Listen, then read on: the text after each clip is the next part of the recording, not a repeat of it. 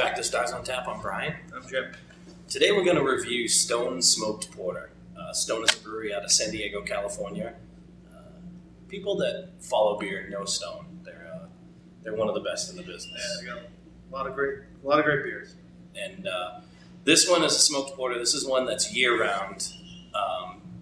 The irony of this, I think, is that it's a smoked porter, and the reason why we chose a smoked porter was because it's obviously the middle of February. Actually, it's March 1st. It is. Okay. But it's cold out, like bitterly cold out. Darker beers, people always kind of tend to drink them more in this cold weather. But the brewery is in San Diego, and they made it a year-round beer, which tells you it's amazingly drinkable.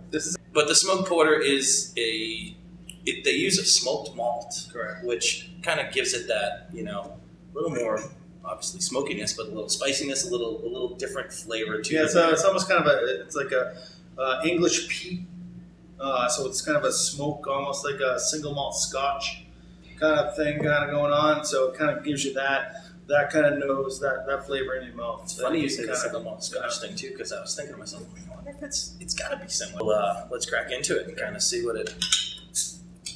Obviously, it's going to be dark, but and it only comes in at 5.9%, which I guess that's traditional of some darker beers, but there are some porters that you're going to find that they gas up the alcohol in those. So we're not super lit here, but it's definitely. It's a nice black. It's a good size kind of caramel head on it. Yep. It's jet black, but it's not deep black. Yeah, it's not like a stout. Yeah, it's more. There's a little clarity to it. It's got a little reddish tinge, right? A little bit, but yeah, it's definitely dark. But it knows. You get a little chocolate, a little caramel in there, a little vanilla, definitely.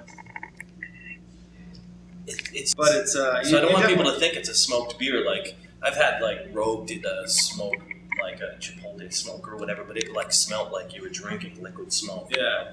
Yeah, this definitely has a little bit of a like a little hint of campfire wood. Right. You know what I mean? Just like a little bit kind of wafting through, but definitely not over the top. A little bit more roasted malt, a little bit of a you get kind of almost like a little bit of a nutty. Yeah, definitely get some nut in there. And I think as it sits in the glass, that smokiness comes out a little more. Yeah. But it is not by any means. Warms up a little bit too. Yeah. It'll probably bring it out a little bit more. And now we did leave this beer out for half hour, 45 minutes before we drank it to kind of you don't want to drink these beers too cold either if you want to kind of get all the flavor and characteristic out of it.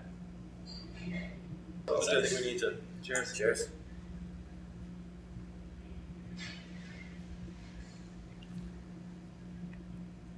I get the smokiness right on the top. Smoke. Yeah, there's the smoke. Definitely. It is a smoked porter. It's not like over the top, but it's just kind of like if you're drinking an IPA, you get that hop nose. Once you drink it, you get that. You put your nose into that glass. The whiff and the palate comes together, and it's like this little of smoke. 100%. It is definitely smoky, and that's nice. It's lingering on the tongue. It's nice. It's and you can, the more we drink it, and unless it gets down to the bottom of the glass, the reddish color really kind of comes out. It's funny the way you're angling your glass. I can see the red. And also, that roastiness is certainly there, but it's you're roasting. It's like I said, it's like almost like a campfire thing where it's really. It really has that smoke, that definitely kind of charcoal-y thing to it. Reminds me of a bonfire on the beach or something. Just sitting there. I definitely get the chocolate. I get a little hint of vanilla in there. You get that little tiny bit of sweetness, but in the back of the tongue, it is all the smoke. It's all that kind of almost dryness, a little bit. I don't know. I guess maybe, should we rate it? Or I think we should take a couple more sips. All right, one more. Yeah. Cheers. I'll cheers.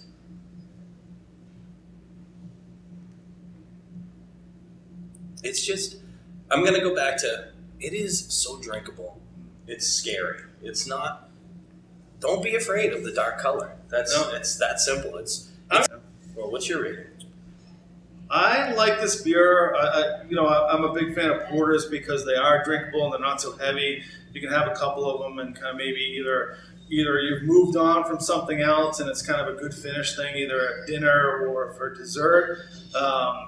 So I enjoy this beer. I'm going to give it a 87. It's a nice one. I love the smoke quality to it. It's not overpowering. It's just enough to make it a nice beer. I'm going to go a little higher, and again, I'm kind of going to steal a little bit of what you said. I love porters. One of the reasons why I love porters is being an IPA guy.